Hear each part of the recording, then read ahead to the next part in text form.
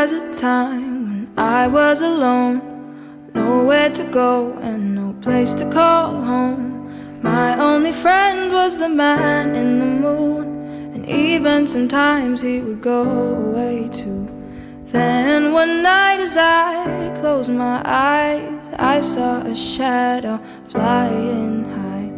He came to me with the sweetest smile, told me he wanted to talk for a while. He said, "Peter Pan, that's what they call me.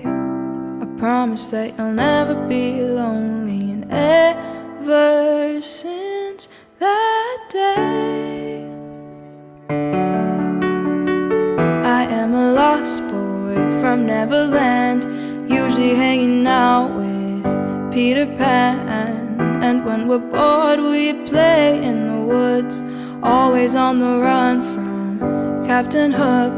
Run, run, lost boy, they say to me, away from all of reality. Neverland is home to lost boys like me, and lost boys like me are free.